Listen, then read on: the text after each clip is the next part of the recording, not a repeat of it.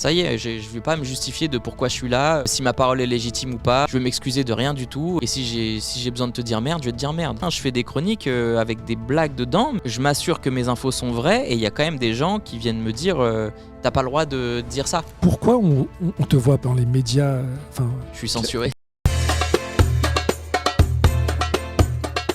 Bonjour la France, bonjour à tous. Ici Mehdi Amala, bienvenue sur Burnout, le podcast Success Story coloré. Comme d'habitude, je compte sur vous pour vous abonner à la page Burnout sur toutes les plateformes d'écoute. Spotify, Apple Podcast, Deezer, c'est important pour le référencement. Je rappelle que Burnout est 100% indépendant. Et pour ce nouvel épisode, j'ai l'honneur de recevoir un animateur radio, chroniqueur, humoriste, stand-upper. Il est en tournée dans toute la France avec son one-man show. Je ne sais même pas si on dit toujours one-man show. Contexte. Bref, il a plusieurs casquettes. Son émission La Riposte sur Radio Nova cartonne. Une émission qu'il enregistre avec un public. D'ailleurs, c'est complet jusqu'à fin mars, si je ne me trompe pas. Rien que ça. Et comme il le dit si bien, si l'actu est une farce, autant qu'on en rigole. Hakim Omiri, bienvenue sur Burnout. Salut. Est-ce que ça va ? Ça va bien et toi ? Ça va, écoute, merci beaucoup. Je suis très ravi de te recevoir depuis le temps que je te suis et puis que je vois ton ascension en fait. C'est gentil. C'est gentil, merci. Ça fait plaisir. Tu connaissais un peu Burnout ? Ouais, j'ai regardé un peu avant de venir, évidemment. T'as contrôlé non, si j'étais fou mais ou pas. en vrai, j'ai vu passer des extraits, mais Oui. sans me dire ah tiens, c'est cette émission-là. Et puis ensuite, quand tu m'as fait l'invitation, je me suis dit ah bah oui, mais je connais. Et du coup, j'ai un peu plus regardé. Voilà. Alors, on va parler évidemment de ton actu, de ton spectacle, de ton émission La Riposte, mais pas que. Tu sais, comme le veut la tradition sur Burnout, on commence systématiquement par poser la même question à tous mes invités. À quoi t'aspirais quand t'étais enfant ? Quand t'avais 9-10 ans, Hakim ? Est-ce que tu savais exactement ce que tu voulais faire ? Bah, je voulais déjà être humoriste, mais j'avais aucune idée de comment on le faisait. Du coup, jeune, je me disais plutôt cherche un métier qui a du sens, qui va aller avec où tu vas pas te faire chier. Et pendant longtemps, je voulais être pompier. D'accord. Voilà. Et humoriste, pourquoi ? Est-ce que y avait quelqu'un qui était drôle dans ta famille ? Ou est-ce que toi, t'étais le pitre entre guillemets en cours ? C'était quoi le... Alors, vraiment, ma famille, les gens, ils sont très drôles dedans. Okay. Donc pour nous, faire des blagues, je suis même pas le plus drôle de ma famille. Hein. J'ai envie de dire classique dans nos cultures. En fait, tout le monde est drôle dans nos familles. Bah, je sais pas, mais en tout cas, dans l'adversité, il y a différentes manières de gérer les choses. Soit tu relativises, tu fais des blagues, soit tu te morfonds. Et de notre côté, on aimait bien faire des blagues, quoi. Donc j'ai des oncles qui sont très très drôles, mes tantes sont très drôles. Donc voilà, j'avais ça qui tournait en ambiance autour de moi. Et puis ensuite, dans ma classe, mais j'étais pas le plus drôle de ma famille. Par contre, dans la salle de classe, avec les autres élèves, là, c'était moi qui faisais le show, quoi. T'étais quel type d'élève, toi ? J'aimais bien faire des blagues dès que j'avais l'opportunité, mais je voulais pas que ça soit... j'avais pas envie d'humilier le gars de la classe dont tout le monde se fout, quoi. Ouais. J'étais même plus le genre à traîner avec le gars dont tout le monde se fout, parce que moi, je le trouvais cool.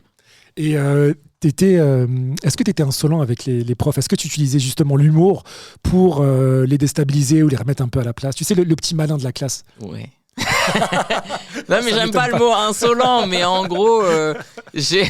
dans ton bulletin, il y avait marqué ça. Peut mieux faire, trop insolent, bavard. Ouais. En gros, non, mais en fait, j'aime bien contredire, enfin, pas contredire gratuitement, mais j'aime bien débattre. Et en fait, quand je suis pas d'accord, je vais le dire. Et c'est pas juste parce que tu as une position de prof ou d'autorité qui fait que je vais me taire si je trouve que tu as tort, quoi. Ouais. Donc je répondais avec des bons arguments, mais bon, voilà, quand t'es un prof, t'aimes pas ça, quoi. Alors, si je me trompe pas, Hakim, toi, t'as grandi et t'es né au Havre. Ouais. Mais c'est comme le rappeur Medine, non ? Exactement. Tu le connaissais d'avant ou pas ? Ouais, on se connaît. Ouais. D'accord. On se connaît, on a des amis en commun depuis longtemps. Mes cousines connaissent ça. Enfin, nos familles se connaissent, quoi. Donc, Ok. Et t'as grandi dans quel environnement ? Parce que moi, le Havre, je connais pas. Ouais. Je pense à un port, à la plage, à la mer, j'en sais rien. Ouais. Et est-ce que t'as grandi dans une zone pavillonnaire ou dans un quartier un peu genre populaire, melting pot ? Un peu les deux. Un peu les deux. En gros, ma grand-mère, toute ma famille venait d'un quartier avec des tours et des façades éclatées. Et voilà, tu vois. Ma mère, dès qu'elle a pu, en fait, elle s'est barrée pour aller dans un beau quartier. Ok. Avoir un petit truc pas ouf, mais dans un beau quartier. D'accord. Pour que je puisse aller dans des bonnes écoles. Ouais. Du coup, je me suis retrouvé à partir de la primaire à être le seul rebeu où on était deux dans toute l'école. Et puis au collège, ça a été pareil. Et au lycée, allez, on a été 5. Mais il y a eu un truc un peu chelou, c'est que, tu sais, quand il n'y en a pas beaucoup, du coup, les autres, ils te regardent de travers. Genre, au lieu de se dire, ah tiens, on est 5, tu vois, tu vois ce que je veux dire? Dire, ouais, non, il peut y avoir qu'un seul rebeu ici. Tu vois ce que je veux dire? Il y avait une ambiance trop bizarre. Maintenant, c'est trop intéressant ce que tu dis, Hakim, parce que je trouve que dans le milieu du travail, c'est Ouais. un peu pareil. Ouais. On nous a toujours formaté pour qu'il y ait qu'un seul rebeu, un seul Renoir. Ouais. Et on se sent inconsciemment en concurrence quand il y a Ah ouais, un c'était nouveau un poste, enfer. quand il y a une promotion, ou même quand il y a juste en société. Et mais j'arrive pas à l'intellectualiser. Je sais pas, je réfléchis, mais je sais pas. Ouais, pourquoi. je sais pas. Dans l'humour, par exemple, il y a eu une époque où il y avait Smaïn. Après, il y a eu Oui. Jamel. Et en fait, tu pouvais pas avoir Smaïn et Jamel.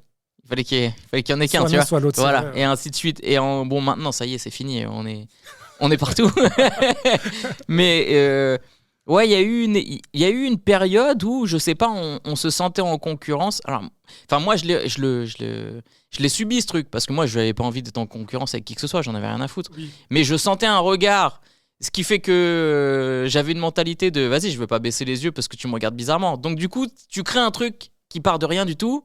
Et tu te mets à être en confrontation avec des gens avec qui normalement ça devrait bien se passer, quoi. Et bon, moi je fais de la boxe pendant des années Ouais. et j'ai commencé très jeune. Mon oncle était champion d'Europe, etc. Donc dans ma famille tout le monde a boxé. Boxe quoi, anglaise, Boxe française. française, donc Française. pied-point. Et puis après j'ai fait plus tard quand je suis arrivé sur Paris, j'ai fait de la taille et un peu de Ok. MMA. Mais du coup, c'est souvent arrivé au point où on me parle mal et j'accepte pas. Et la personne, comme je suis pas très imposant physiquement, je fais un 75, c'est pas énorme, quoi. La plupart du temps, les gens ils pensent que au bout d'un moment tu vas la fermer parce que. Et puis bah moi je me taisais pas. Ça fait que régulièrement je me suis battu. Ah ouais. Au bout d'un moment, quand tu te bats plusieurs fois, tu commences à avoir une réputation de bagarreur. Et au final, après on t'emmerde plus. Mais ce qui est intéressant, c'est que souvent, quand je me suis battu avec des gens, après on est devenus potes. Je t'ai mis une patate après, t'es mon pote. Non, mais tu vois, en fait, les gens, ils veulent t'écraser. Et à un moment donné, quand tu montres que tu t'écrases pas, Ouais. là, ils se mettent à te respecter. Et d'un coup, on peut devenir pote. C'est un truc très bizarre De d'être- psychologie. Ouais, mais ça m'arrivait plusieurs fois de me battre avec des gens. Et après, ils me disaient, ouais, je pensais pas que t'étais comme ça. En fait, t'es réglo. Et puis, et après, tu deviens pote. Et j'avais envie de leur dire, mais on pouvait devenir pote dès le départ. Hein. T'étais pas obligé de me chier dessus et que j'en vienne à te taper dessus pour que tu me dises, ah, en fait, ça va, t'es cool. C'est trop bizarre. Et alors, sans transition, ouais, c'est un peu dramatique, mais t'en parles dans ton spectacle. T'en as parlé, je crois. Ouais. T'as eu un cancer à Ouais. 14 ans. Ouais. Est-ce que toi, ça t'a enlevé une espèce d'insouciance de l'adolescence ou pas du tout Je pense que ça a juste accentué des choses qui étaient là. Ouais. C'est-à-dire que en CM2, je perds un de mes copains de classe. On est à la récré et il y a eu un accident, il est décédé et on avait tous les deux 10 ans et c'était vraiment celui qui était à côté de moi dans la classe, quoi.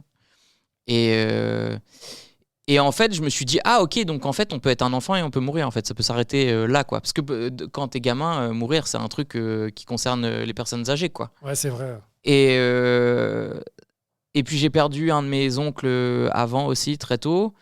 Et en fait, quand tu es confronté à ça, je pense que ça te permet de relativiser et de te dire que bon, il faut vivre le moment présent parce que tu sais pas de quoi demain est fait.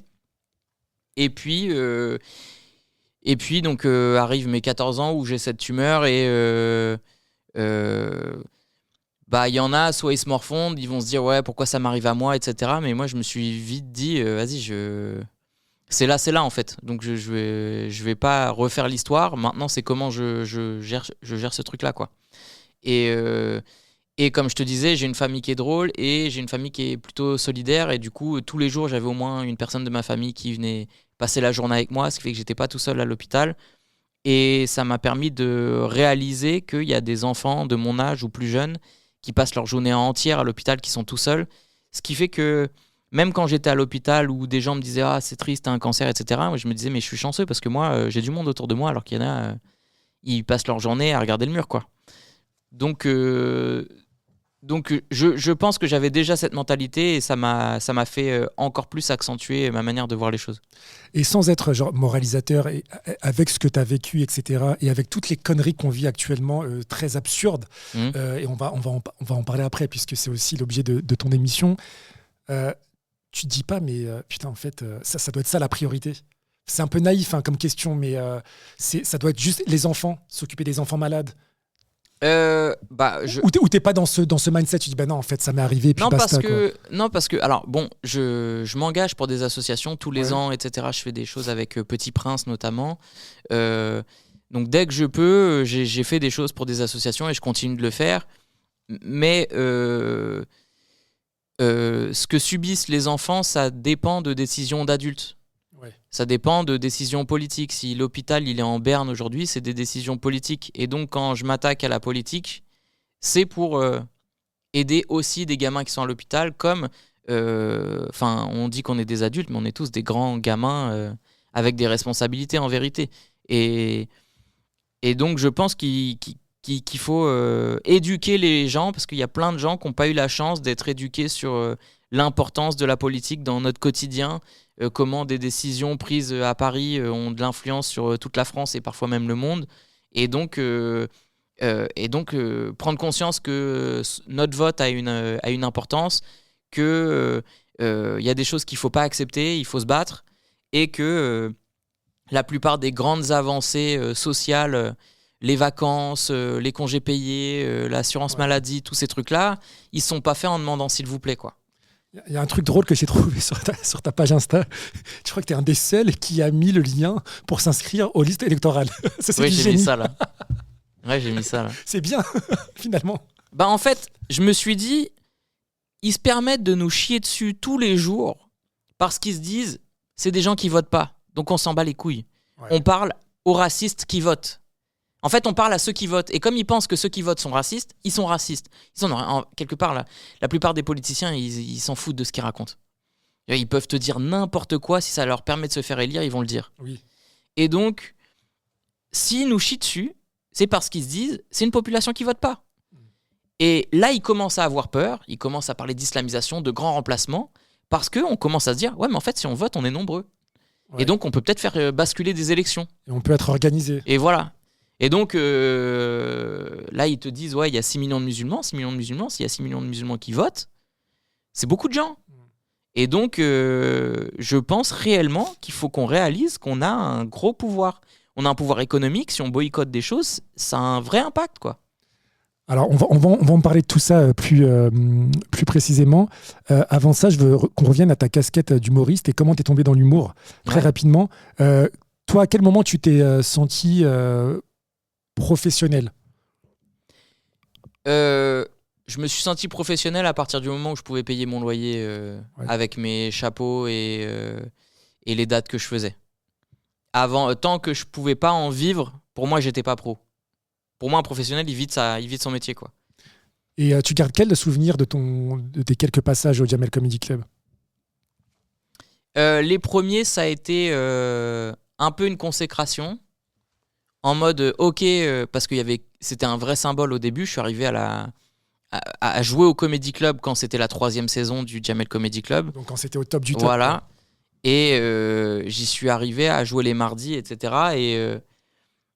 Et je me disais, donc si j'arrive à rentrer là-dedans, c'est que je suis pas fou, j'ai peut-être un talent et je peux peut-être y arriver.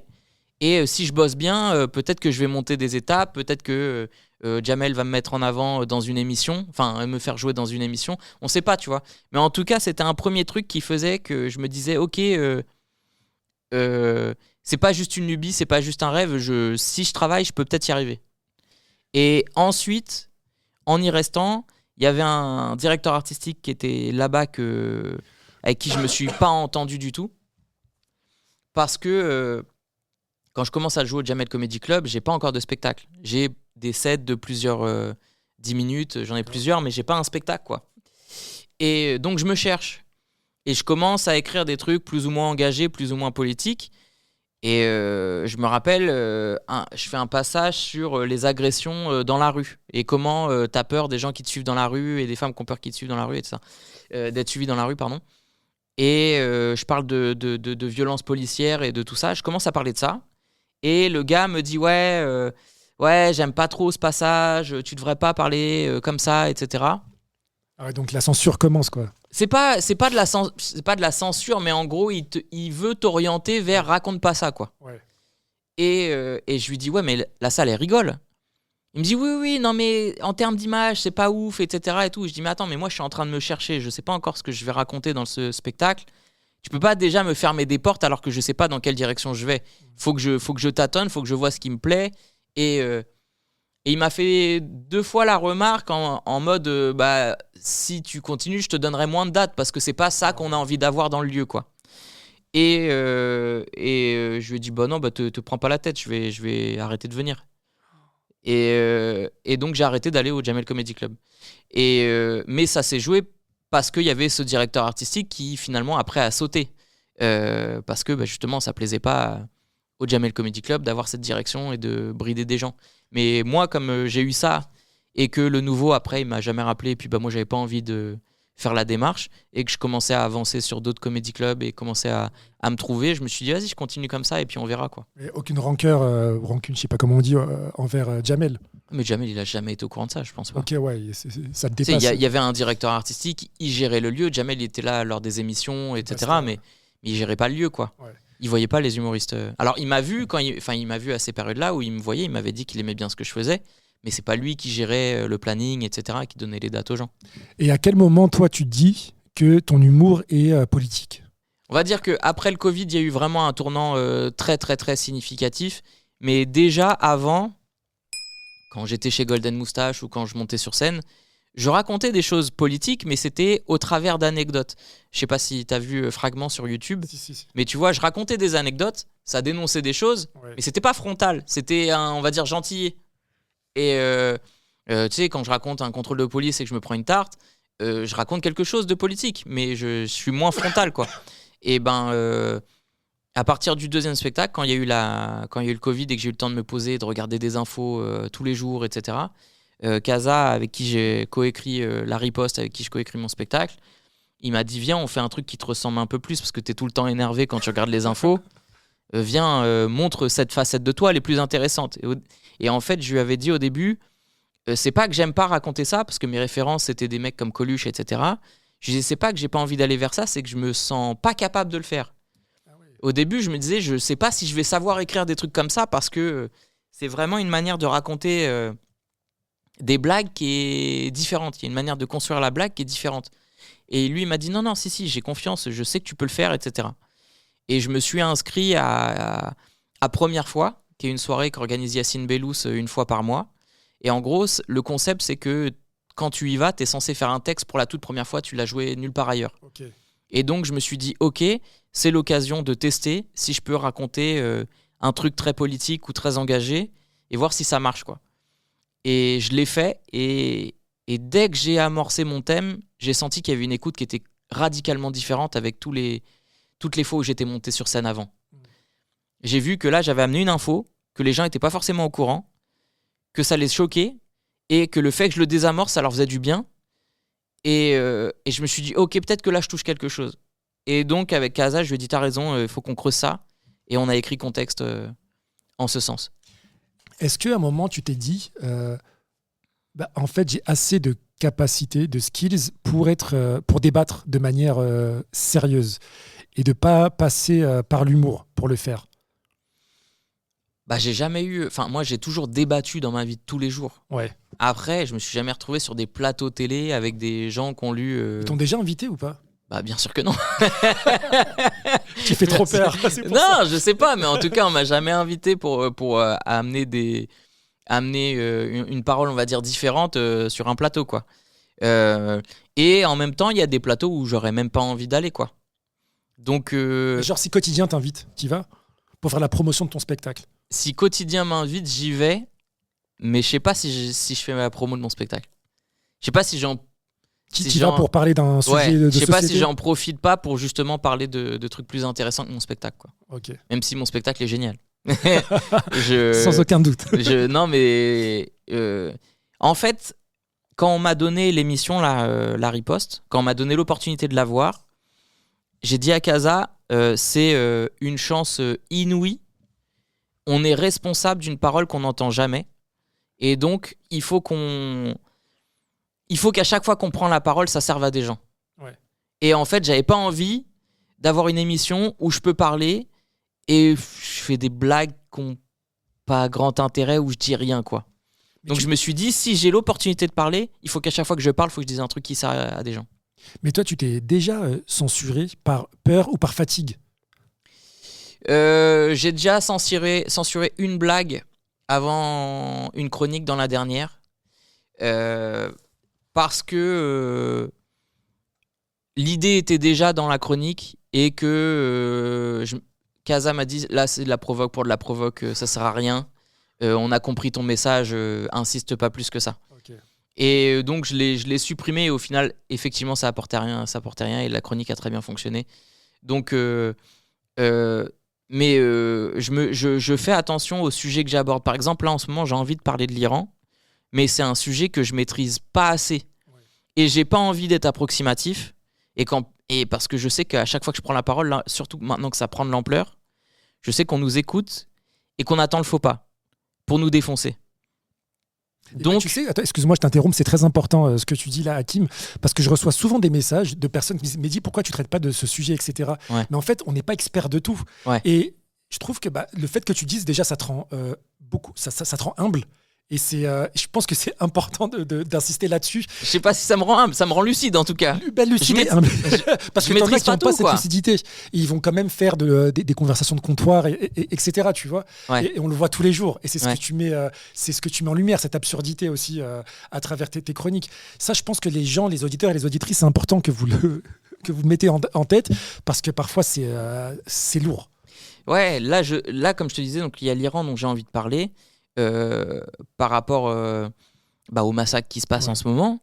Et le truc, c'est que si j'en parle, faut pas que je sois approximatif et en même temps, faut pas que ce soit un cours d'histoire, tu vois. Je suis quand même censé être humoriste et donc j'utilise des infos pour les vulgariser et les rendre drôles, mais faut pas que j'oublie que faut que ça soit un minimum drôle pour que ça intéresse les gens, que ce soit un minimum viral et que le message passe. Et est-ce qu'à travers ces exercices, toi, tu muscles tes connaissances? Ah oui, forcément. Ça te fait du bien de... Alors, ça me fait pas du bien. Parce que j'apprends des horreurs tous les jours, donc au bout d'un moment ça m'épuise. Ouais. mais en tout cas, oui, ça m'enrichit dans le sens où quand je décide d'aborder un sujet, je lis un minimum dessus, je me renseigne dessus pour pas dire de la merde. Oui. Voilà. Donc après, je deviens pas expert, mais j'ai les bases. Et donc je peux en discuter et je me rends souvent compte qu'on nous a soit appris de la merde sur le sujet, soit influencé pour voir qu'une seule partie de la vérité. Et même encore aujourd'hui, je fais des chroniques avec des blagues dedans, mais je m'assure que mes infos sont vraies et il y a quand même des gens qui viennent me dire t'as pas le droit de dire ça. Là, dernièrement, j'ai dit dans une chronique que Nord Stream 2, ça a sauté, c'est les Ukrainiens qui l'ont fait sauter, ou les Américains, mais en tout cas, c'est pas les Russes, quoi. Et les gens m'ont reproché de le dire parce qu'ils m'ont dit c'est pas le moment de le dire. Et moi je dis me reproche pas de dire un truc vrai. Reproche-moi de dire un truc qui est faux. Mais en gros, du coup on m'a dit ouais t'es pro-russe. Je dis non je suis pas pro-russe. Je suis pro-vérité, c'est tout. Ouais, je suis pro-vérité et je veux pas qu'on nous mente pour nous emmener à la guerre. Je vais pas taire des mensonges pour que ce soit plus acceptable que des prolos aillent se buter les uns les autres pour que des mecs qui sont riches déjà gagnent encore plus d'argent parce que c'est pas eux qui vont mourir. Donc, je démonte le mensonge qu'on nous vend pour vous dire, attention les gars, là on veut nous monter contre un peuple qui... Enfin, il y a rien entre eux et nous en vérité. Et tu réponds souvent aux gens, aux commentaires, aux critiques, ou non, tu peux pas, t'as pas le temps, ou parce que ça te saoule? Avant je répondais, maintenant j'ai plus trop le temps, donc parce bon que si je fais ça, je suis foutu quoi. Ouais. En plus, souvent quand je réponds, les gens font semblant de pas comprendre ce que j'ai voulu dire. Ils tournent la réponse dans un autre sens ou pour l'interpréter à leur manière. Et ça réalimente le truc pour qu'ils puissent répondre et que je doive me justifier sur ma réponse. Et ça, c'est sans fin. Donc au bout d'un moment, des fois, je fais une réponse. Si les gens sont malhonnêtes, je lâche l'affaire, quoi.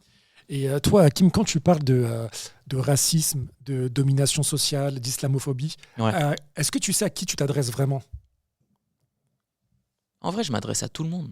Ouais, c'est universel. Je m'adresse à tout le monde parce que si tu es musulman, tu dois avoir conscience des pouvoirs qui sont en jeu contre toi. Si tu ne l'es pas, tu dois avoir conscience des pouvoirs qui sont autour de toi que tu ne subis pas. Et du coup, peut-être essayer d'être témoin de ça et agir et soutenir ceux qui le subissent. Et puis si t'es à l'origine de ça, on te dit, on te voit en fait. Et on se laissera pas faire. On n'est pas des générations de nos grands-parents, etc., qui disaient ouais, faut pas faire de bruit, non, baisse la tête. Ça y est, je ne vais pas me justifier de pourquoi je suis là, si ma parole est légitime ou pas. Je veux m'excuser de rien du tout. Et si j'ai besoin de te dire merde, je vais te dire merde. J'ai reçu il y a quelques semaines le réalisateur et le rappeur Abdel Malik. Je lui ai posé une question, il m'a un peu recadré, mais je vais quand même te la poser. Il m'a fait rire parce qu'il m'a dit il n'y a qu'une personne racisée pour me poser cette question. Toi, est-ce que tu as des problèmes d'identité? En gros, est-ce que quand tu te sens français, complètement français, ou c'est une bonne transition avec ce que tu viens de dire sur le côté je me justifie plus, j'ai plus à me justifier, je suis bien dans mes baskets. Ouais, moi je me sens français. Moi. Ouais. Ouais, ceux qui se posent la question, c'est eux le problème. Non, je suis né ici, ma mère est née ici. On va pas attendre 150 générations pour se dire on est français en fait. Donc non, on est français, ça y est. Et tu recadres quand on essaie de te renvoyer aux origines de tes arrière-grands-parents ou je sais pas quoi. Non, mais mes origines, elles font partie de moi, mais c'est pas pour autant que je suis moins français.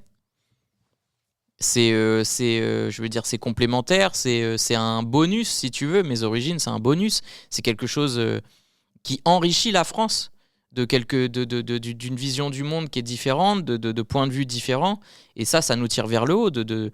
Quand je discute avec des gens qui viennent d'autres régions, d'autres pays, quand ils me racontent comment ça fonctionne chez eux, leurs habitudes, leurs coutumes, moi je me sens enrichi de connaître des nouvelles choses. Et donc c'est que du bonus et à aucun moment c'est censé me rendre moins français. C'est juste j'apporte quelque chose de plus à la France. Et t'as jamais eu d'épuisement, toi, par rapport à ça? Mon Kaza, il est fatigué, ouais. Ouais, Kaza, il est fatigué. Lui, il est en mode un peu on sera jamais français, ils veulent pas de nous, quoi. Et moi, je suis à l'inverse en mode mais non, mais je m'en fous qu'ils veulent pas de nous, en fait. Moi, la question, elle se pose même, je m'en fous de leur avis. Je suis français, ça change rien. Ils peuvent dire ce qu'ils veulent, ça bougera pas, en fait. Et donc, en fait, ils sont dans un combat qu'ils ont déjà perdu. Donc, venez, on avance, on passe à l'étape d'après. Comment on vit ensemble? Ouais. Je pense que c'est ce qu'il faut faire. Alors, parlons de la riposte. Ouais. Tu es surtout là pour ça. Qu'est-ce qui a rendu pour toi ce format nécessaire, Hakim, ce format qui cartonne sur Radio Nova? Je sais. Moi, en tout cas, j'en avais besoin. C'est-à-dire que, comme tous les trucs que j'ai fait dans l'art, je me suis écouté moi d'abord. Quand j'ai fait des fictions, je me suis dit qu'est-ce que j'aimerais aller voir. Et donc là, pour l'émission, je me suis dit qu'est-ce que j'aimerais écouter ou regarder comme émission aujourd'hui. Pourquoi je regarde rien? Et parce que la plupart du temps, y a rien qui me parle vraiment, quoi. Et donc là, j'avais envie de faire une émission qui donne la parole aux gens qui n'ont jamais la parole. J'avais envie de parler pour les gens qui se font marcher dessus, qui se font pas respecter. Et là, par exemple, cette semaine, j'ai dit un grand fermez vos gueules aux mecs de Radio Courtoisie qu'on traitait Carlos Martins Bilongo comme quoi ses origines avaient 70 de QI et ainsi de suite, tu vois. Donc on a des paroles racistes de fou. La fenêtre d'Overton, elle est très très très très à droite. Donc je me suis dit ok, il faut que nous on tire extrêmement fort à gauche pour qu'on puisse rappeler que le centre il est pas là, quoi. Ouais. Et donc on se permet d'être on va dire d'être virulent et d'être irrévérencieux parce que eux le sont pas envers nous et ils nous respectent pas, donc on va jouer entre guillemets avec les mêmes armes. On les respecte pas mais en se foutant de leur gueule. Comment t'expliques cet éveil collectif? Parce que là, ce que tu décris, c'est exactement ce pourquoi j'ai créé Burnout. Ok. Est-ce qu'on est la génération sacrifiée finalement? Bon, je sais pas, ça veut dire quoi? Ça veut dire que nos parents nous ont dit, ou nos grands-parents, d'être discrets, qu'on n'était pas forcément là chez nous, etc. Pour une grande majorité. Après, il y a toujours des exceptions. Nous, on les a écoutés. Puis ensuite, on a commencé à évoluer dans la société. On s'est rendu compte qu'on n'était pas plus bêtes que les autres, qu'on était autant patriotes et que, en fait, on commence à dénoncer. Mais j'ai l'impression que tout est arrivé en même temps. En fait, c'est que on a des yeux, en fait. C'est-à-dire qu'on a grandi dans un truc où on nous a dit liberté, égalité, fraternité, etc. On nous a éduqués avec ça. Et puis, en grandissant, on a vu, mais en fait, ça marche pas, c'est une douille, là. Tu vois, c'est juste ça. C'est pas que on a une génération qui a vu le mensonge. Mes grands-parents, quand ils sont arrivés en France, ils avaient cru la France en disant il y a du travail, vous allez trouver des logements, enfin, vous allez être intégrés, quoi. Après, ils ont été parqués. Et puis, enfin, ma grand-mère, quand elle est arrivée, elle était dans un bidonville au début. Après, elle a été dans des cités. On a vu qu'en fait, on n'était pas traité comme les autres. Et on continue de ne pas être traité comme les autres. Donc, on commence à se dire, ok, on va réussir par nos propres moyens. On va trouver... D'ailleurs, c'est très de droite, finalement, ça. De se dire, ouais, si tu n'y arrives pas, c'est ta faute, c'est que tu bosses pas assez, etc. Alors qu'en vérité, on n'a pas les mêmes chances. Mais, c'est pas grave. Une fois qu'on a dit ça, qu'on a dit on n'a pas les mêmes chances, on n'aura pas les mêmes opportunités, on n'a pas... Ok, maintenant on fait quoi ? Eh ben, on se crée nos propres opportunités. Et donc là, moi je fais du stand-up. Je me dis ok, admettons ce que je dis, ça va pas plaire à Jean-Michel. Mais on est quand même beaucoup. Donc ça me va moi si ça parle à une minorité et que ça me permet de vivre. Parce que moi j'ai jamais voulu être une star. D'ailleurs, j'en suis pas une, hein, je précise ça quand même. Si. Non. Mais ce que je veux dire, c'est que c'est pas un objectif pour moi, j'en ai rien à foutre. Moi, ce qui m'intéresse, c'est de vivre de mon métier et de me dire que ce que je dis et ce que je fais, ça a du sens. Après, le reste, c'est pas très grave. Tant que je peux payer mon loyer, manger et que tout va bien, je suis tranquille. Donc... Non, mais il n'y a pas que ça. C'est aussi que tu sens que tu sers pour la société, tu apportes de la valeur. Oui, mais avec regarde, tout ce que tu fais. Quand j'étais gamin, je te disais, je voulais être pompier. Ouais. J'aurais été pompier, j'aurais servi des gens à ma petite échelle et ça aurait été très bien. Et bah là, c'est pareil. C'est-à-dire que si je fais du stand-up et que je remplis une salle de 100 places, mais c'est très bien une salle de 100 places en fait. Bien sûr. Je m'en fous de ne pas remplir des zéniths, sachant que les zéniths, la plupart du temps, ils appartiennent à des gens que je déteste. Tu vois ce que je veux dire ? Donc là, plus ça va, plus je m'éveille, plus je me dis putain... les pseudo-rêves que des gens peuvent avoir, je les ai pas du tout. Genre, aller faire l'Olympia, ça me fait pas rêver du tout. Parce que l'Olympia, ça appartient en partie à Bolloré. Donc, si je remplis l'Olympia, je donne de l'argent à Bolloré. Donc, déjà, ça me fait pas rêver de faire l'Olympia. Donc, moi, mon objectif, c'est que mes actions servent le bien commun. Et que ça permette à tout le monde d'aller de l'avant et mieux, etc. Et donc, typiquement, là, je suis en train de regarder pour faire ma dernière date de spectacle dans une grande salle à Paris qui soit à la mairie de Paris. Tu vois ? Ouais. Parce que, en gros, là, si je remplis la salle, ça fait rentrer de l'argent dans les caisses de l'État pour la culture, etc. Donc, c'est un cercle vertueux. Je donne pas de l'argent à un grand groupe qui nous chie dessus toute l'année. Ah là, je suis perplexe. J'ai une réflexion, là, je te la partage par rapport à ça. Vas-y. Et j'ai souvent le débat avec mes potes. Et je l'ai eu avec une militante et doctorante que j'ai reçue la semaine dernière à Marseille, Safia Aïtouarabi. On en a parlé. J'ai donné l'exemple des Irlandais. À l'époque, quand ils sont arrivés aux États-Unis, quand ils ont fui l'Irlande, ils se sont fait massacrer. Il y a eu plein d'émeutes, etc. aux États-Unis. Je ne vais pas refaire l'histoire. Et la solution que les Irlandais ont trouvée, c'était d'intégrer petit à petit les grandes institutions. Ouais. Donc la police, les hôpitaux, l'éducation nationale, la politique, pour pouvoir ensuite redescendre l'aide et les intégrer. Et ça a fonctionné. Safia, elle m'a recadré, elle m'a dit non, c'est facile parce que de blanc à blanc. C'est exactement ce que j'allais dire. Il y a zéro débat, donc ok, je l'entends. Maintenant, sur le truc de l'Olympia, ou une chaîne de télé qui appartient à Bolloré, si demain tu as une opportunité, Hakim, on te dit voilà, tu as ton émission hebdomadaire, la riposte ou l'équivalent, dans le groupe Canal, donc qui appartient à Bolloré, et tu as 100% de liberté. Moi, ma réflexion, c'est de se dire ok, c'est un groupe auquel j'adhère pas éthique, etc. Mais je vais, grâce à leur plateforme, partager mon message. Et puis je vais atteindre plus de personnes et je vais pouvoir justement mettre en lumière cette absurdité. C'est le ratio entre le bénéfice et la perte. Sauf que, avec ce que je dis, si d'un coup, parce qu'on m'a proposé là, récemment de faire un projet sur Canal+, j'ai dit non. Parce que si d'un coup, je suis chez Canal, tout ce que j'ai dit, en fait, on va dire, ok, en fait, il disait ça pour faire bien, mais il le pense pas, quoi. ça va décrédibiliser ma parole. Ouais. Tu peux pas chier sur Bolloré et aller chez Canal+. Par contre, il y a des groupes qui sont tellement puissants, tu peux pas les éviter. Ok. Ouais. Et donc, je ne pourrais pas avoir mon émission chez Canal+. Et si on venait à me proposer d'avoir mon émission chez Canal+, ça voudrait dire que je suis assez gros pour la faire ailleurs. Oui. Je pense. Donc Canal+, non, ça me fait pas rêver. J'essaye, mais après je suis pas parfait. Il y a des trucs où des fois j'aurais pas le choix, ou des fois je me dirais bon bah ça vaut le coup d'y aller. Typiquement, tu m'as parlé de Quotidien, ça appartient à Bouygues. C'est pas quelqu'un que je respecte aussi, mais ça va être dur. Mais bah oui, mais il possède nos médias. Oui. Il possède nos médias. On peut pas faire autrement. Même sur Internet, mes vidéos, je les poste sur Instagram et sur TikTok. Mais TikTok. Aujourd'hui, le dirigeant de TikTok, il est sioniste. Mes vidéos sur TikTok, elles sont bloquées. Putain. La plupart des vidéos que je poste, elles sont bloquées. Elles me disent que soit elles m'appartiennent pas, alors que c'est moi, soit, enfin, tu vois, il y a tout qui est fait pour que mes vidéos elles buzzent pas sur certains réseaux. Et les vues sont limitées. On n'est pas, on possède pas les moyens de diffusion, ok ?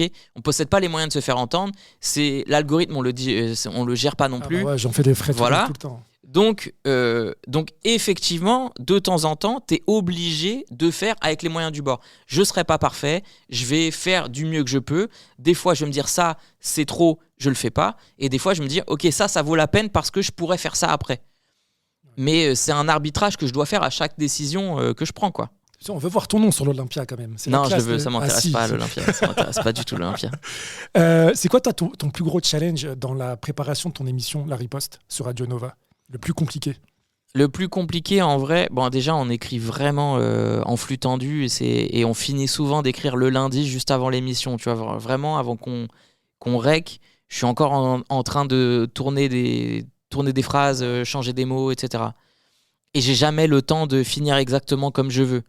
Ce qui fait que je n'ai pas le temps de répéter. J'ai pas le temps de lire mon texte et de bien le connaître pour mieux le jouer.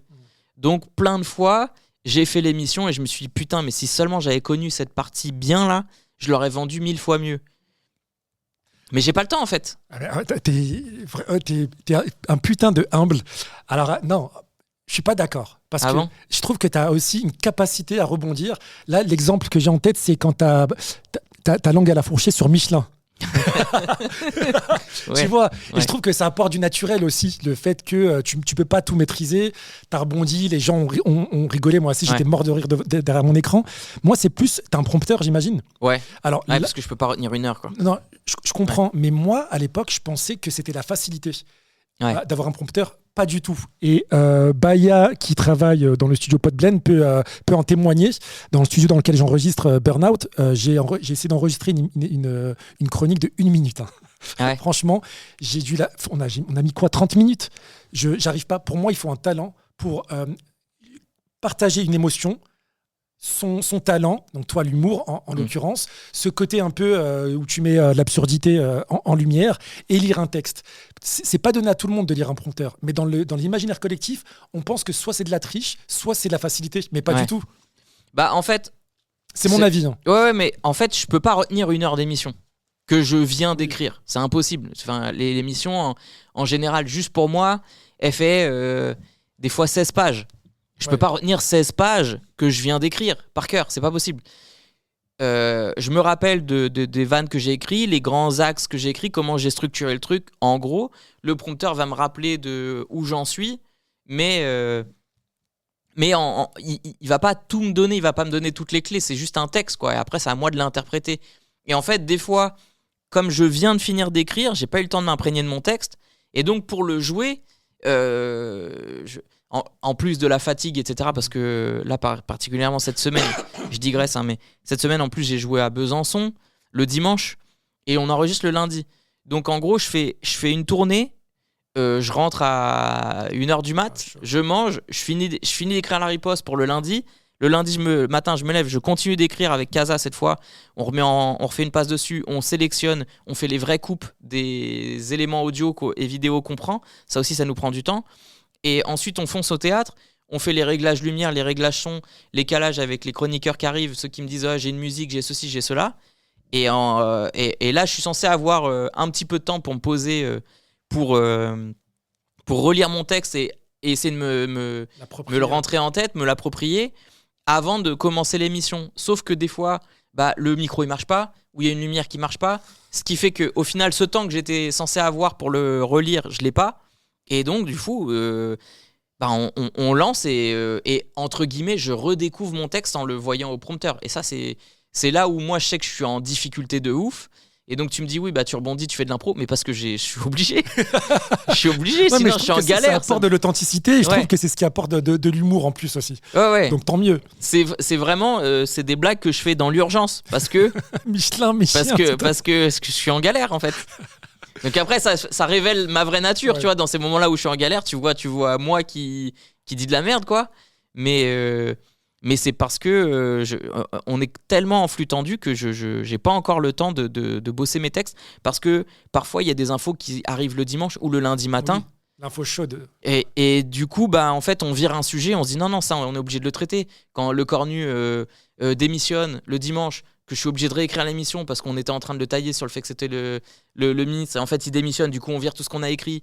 Après, on réécrit toute la soirée jusqu'à 3h du mat. Wow. Le matin, je me lève à 8h. J'apprends que le mec il est de nouveau premier ministre. Ça m'a rendu fou. Donc forcément j'ai réécrit sur ça, tu vois. Et c'est comme ça constamment. Entre nous, Hakim, on t'a pas reproché que ce soit trop facile de baser toute ton émission, la riposte, sur la critique de CNews ou d'une autre. Ah non, on me l'a pas reproché. Ou alors c'est des gens d'extrême droite qui viennent me dire non, ils viennent pas me reprocher ça, ils viennent me dire c'est pas marrant. je m'en bats les couilles si je te fais pas rire en vrai. Mais donc oui, il y a des gens qui vont me dire ça, mais globalement c'est surtout moi-même qui va me dire est-ce qu'on n'est pas trop dans la réaction et finalement du coup on reste sur leur sujet au lieu d'amener les nôtres.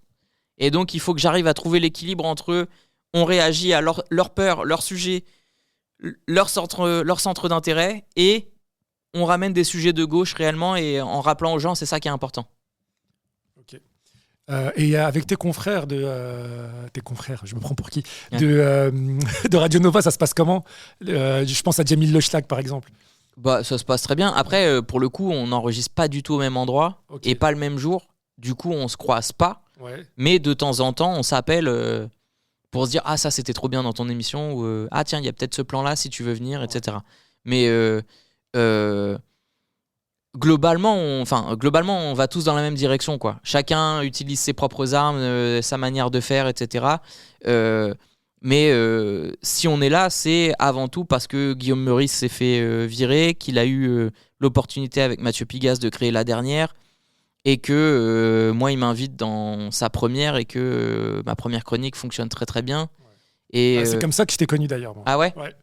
Et du coup j'en fais la première chronique, Mathieu Pigasse me dit ce serait bien qu'on fasse un autre truc ensemble et tout, j'aime bien ce que tu fais, et je me dis ouais c'est cool, mais dans ma tête je me dis oui il dit ça pour être gentil quoi. Inch'Allah. Ouais non mais je le crois pas du tout. Ouais. La première fois où il me dit c'était super, faudrait qu'on fasse des choses ensemble, le nombre de fois où on m'a dit ça, que je me dis, lui, je le crois. Enfin, il dit ça pour être poli, quoi. Tout le temps les portes qui se ferment. Ouais. Il y a trop de trucs qui disent, faut qu'on se capte, faut qu'on fasse. Et puis en vrai, on se capte jamais. Donc, je me suis dit, il a dit ça pour être gentil, quoi. Juste parce qu'il a apprécié. Et en fait, 2 chroniques se passent, il me revient me voir et il dit, ça en est où avec Nova? T'as vu le directeur et tout? Et je dis, non. Il dit, mais tu lui as proposé un truc, il t'a pris un rendez-vous et tout? Je dis, non. Il dit, bon, vas-y, donne-moi tes dispos, on va faire un rendez-vous tous les deux. Et je dis, je peux venir avec Kaza, mon copain? Je me suis dit, merde, il est sérieux en fait, faut que je lui propose un truc. Et on a fait le rendez-vous et il m'a dit, bon, écoute, nous on a envie de rajouter 2 nouvelles émissions sur Radio Nova. On a vu que La Dernière ça fonctionnait, on veut se diversifier, on va rajouter des choses. On aimerait bien te proposer quelque chose, mais si toi t'as des idées, hésite pas, tout est possible. Moi, il me dit, tout est possible. Je suis parti dans une dinguerie. C'est vrai. Je suis rentré le soir avec Kaza, je dis on peut faire ça. Je lui proposais un truc de ouf, tu vois. Ouais. Je reviens, on fait le rendez-vous avec le directeur de Nova. Je lui lis ce qu'on a envie de faire. Il m'a dit mais nous on peut pas faire ça en fait. Nous on n'a pas les moyens, on est une petite radio et tout. Je dis je sais pas. Il me dit tout est possible. Moi, je suis parti dans une grosse émission et tout. Il me dit non mais ce qu'on pourrait faire potentiellement, ce serait peut-être t'avoir dans la matinale une chronique tous les matins. Et là il me dit ça, je dis non. Flemme. Non, je dis, moi, déjà, je fais du stand-up, donc je dois être OP le soir. Le matin, je ne vais pas me lever à 4 heures parce que j'ai un de mes potes, Jonathan O'Donnell, qui a fait les matinales sur RTL2 pendant des années. Ouais, il se levait à 4h, 4h30. Tu fais l'émission de 6h, 9h. Mais de fou malade. De fou malade. Il est devenu gris. Donc j'ai dit non, moi, matinale, ça m'intéresse pas du tout. Il me repropose. Il me dit, mais alors, ce qu'on peut faire, c'est t'enregistres une fois par semaine. Genre, le lundi, tes 5 chroniques de la semaine, etc. Je dis, non, ça aussi, ça m'intéresse pas. Ça m'intéresse pas, quoi. Et en fait, ils étaient surpris que je dise non. Parce que moi, je préfère dire non que faire un truc qui me plaît pas ou qui me plaît pas à 100% ou dans lequel je vais pas être fier si je me regarde après. Donc mais t'étais serein en disant non à chaque fois parce que c'est quand même des belles opportunités. Ouais, parce que en plus ils m'ont dit ça en mode c'est là où il y a la plus grosse audience le matin, etc. machin.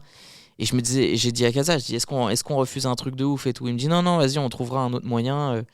Et puis je lui ai dit en vrai, l'énergie que je vais mettre là-dedans.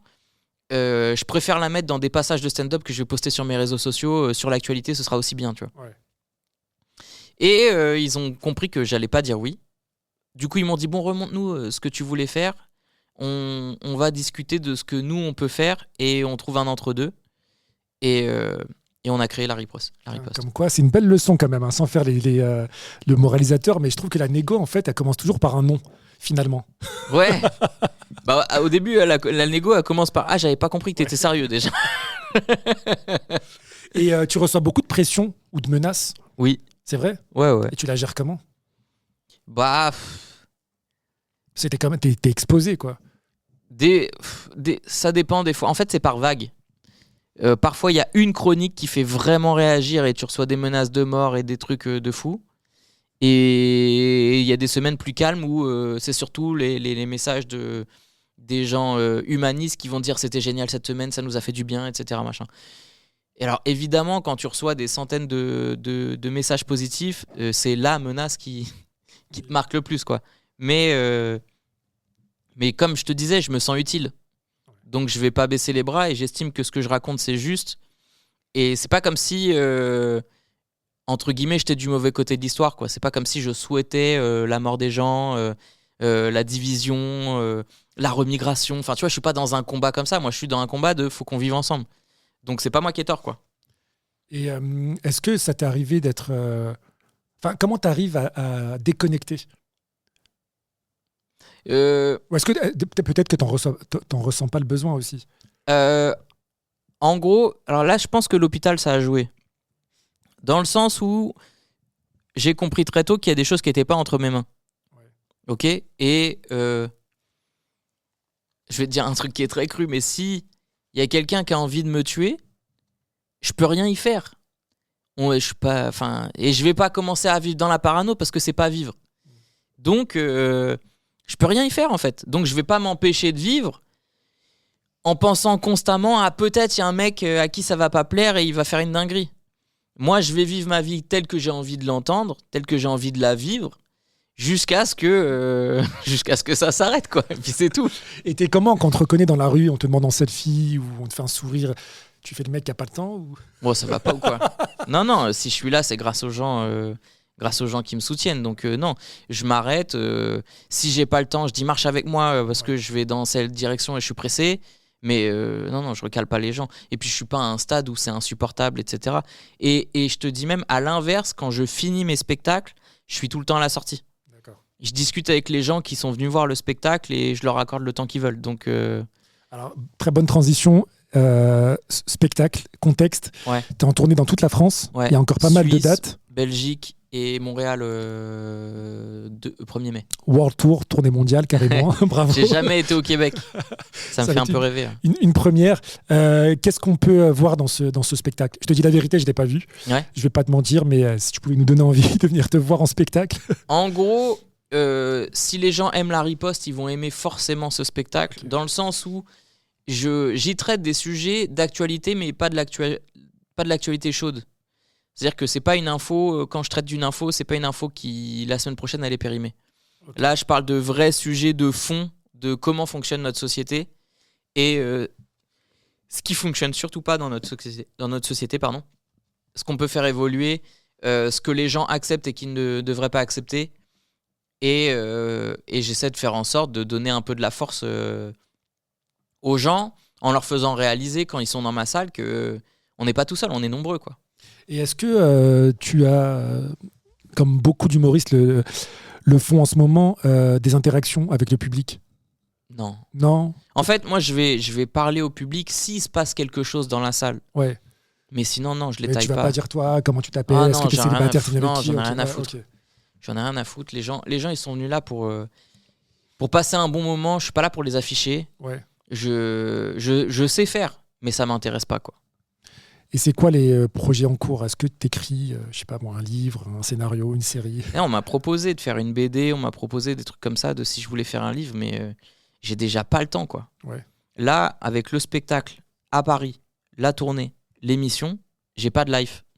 Je dors peu. Ouais. et comme je te disais, je préfère ne pas faire que de faire un truc dont je suis pas fier. Si j'accepte un truc, faut que je sois content, faut que j'ai le temps de bien le faire pour que quand ça sort, j'en suis fier. Là, actuellement, je peux pas. On est en train de tout planifier pour terminer ce spectacle au mieux.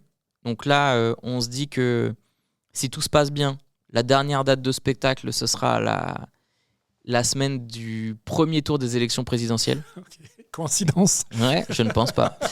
Donc voilà, la dernière date, ce sera la semaine des élections présidentielles et on capte à ce moment-là.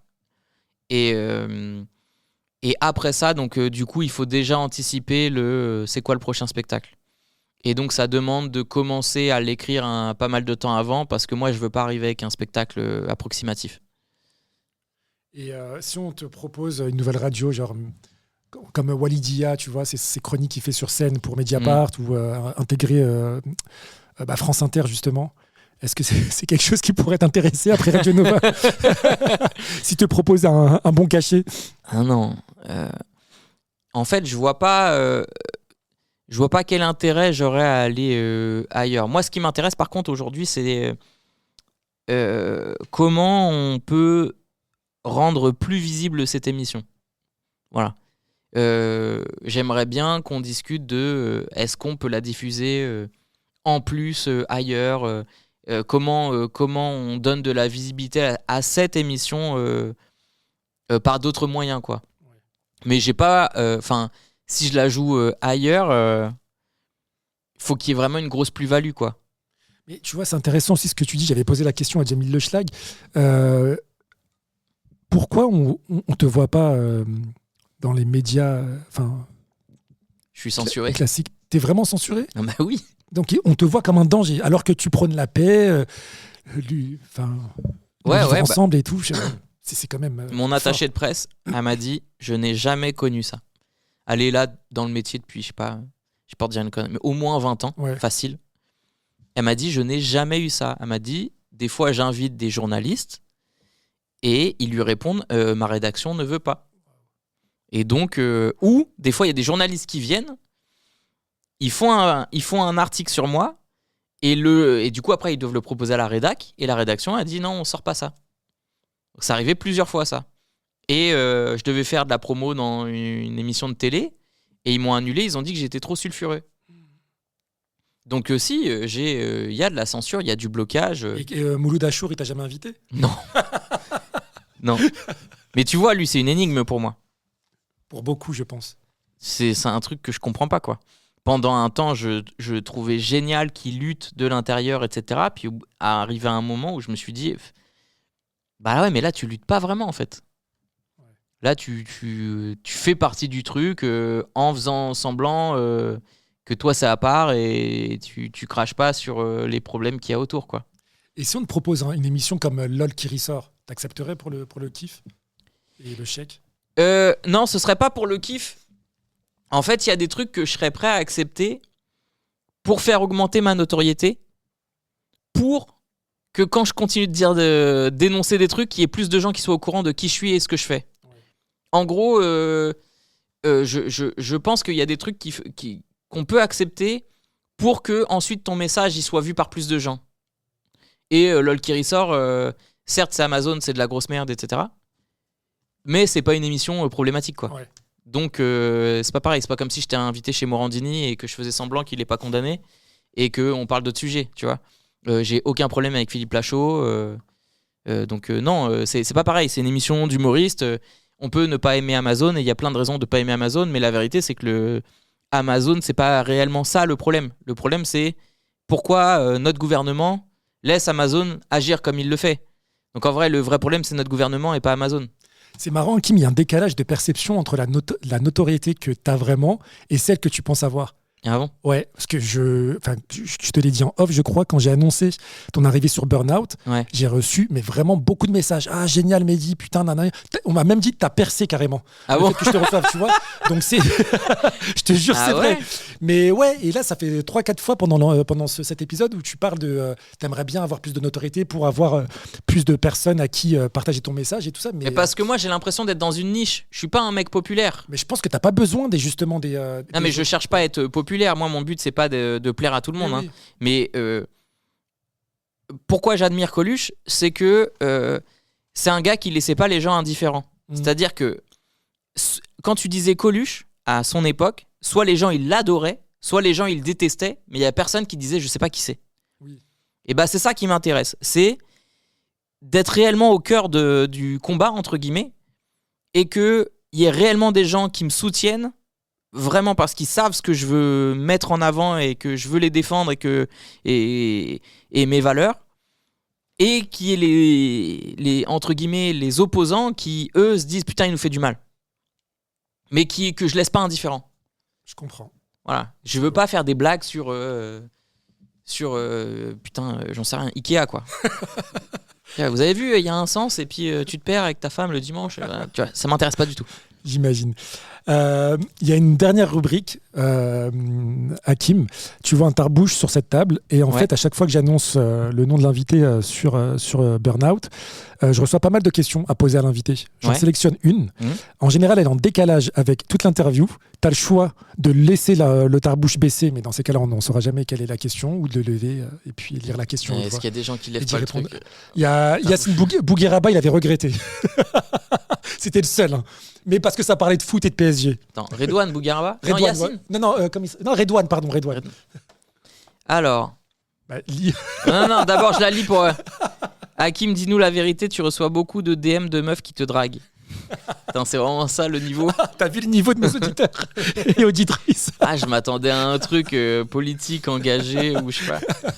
Non, il y a beaucoup de légèreté. Ouais, rien à voir. Beaucoup, non. Je reçois des messages. J'ai reçu des demandes de mariage. Ah ouais. Ouais, j'ai reçu il a une alliance, laissez-le tranquille. J'ai reçu des demandes en mariage, j'ai reçu des messages beaucoup plus sympathiques. J'aimerais bien juste faire connaissance, etc. Machin. Ouais. Mais globalement, c'est toujours. Enfin, je le prends très très bien parce que c'est flatteur, mais je fais pas ça pour ça, quoi. Trop bien. Bah écoute, merci beaucoup Hakim d'avoir répondu à toutes mes questions. Ouais. Je rappelle que Hakim est en tournée dans toute la France, Belgique, Suisse, Québec, Montréal. Ouais. Pour son spectacle Contexte, allez sur sa page, il y a le lien, c'est facile pour réserver. La riposte sur Radio Nova, toujours. Ouais. Et là, on est en train, du coup, je peux ça sort quand ça ? La semaine prochaine. Ok, bon, je te le dis quand même. En exclu. Exclu Burnout. Allez, on va faire une toute dernière date de la riposte le 29 juin. Ok. Dans une plus grosse salle, parce que là, du coup, on est complet jusque fin avril, je crois. Ouais. Ou mai, je sais plus. Bref, mais on a plusieurs mois d'avance. Et donc, on s'est dit, pour la dernière, on va faire une grosse soirée avec tous les chroniqueurs dans une grosse salle qui sera le théâtre Renaissance. Sympa. Et ce sera le 29 juin et je vais l'annoncer très prochainement dans la riposte et il y aura le lien prochainement. Super. Mais je te le dis en priorité. Ok, merci donc, restez pour le aux aguets. scoop. Et tu sais quoi, si je suis dispo, moi je viens le 29 juin dans le public, comme ça je pourrais passer un bon moment. Si tu veux assister à la riposte, tu me dis, il n'y a pas de problème. Ça marche, merci beaucoup Hakim. Et puis à la maison, si vous avez apprécié ce moment d'échange, vous partagez le lien comme d'habitude à vos amis, votre famille, vos voisins, votre grand-mère. Et je vous dis à très vite. Ciao Hakim. Ciao. Salut.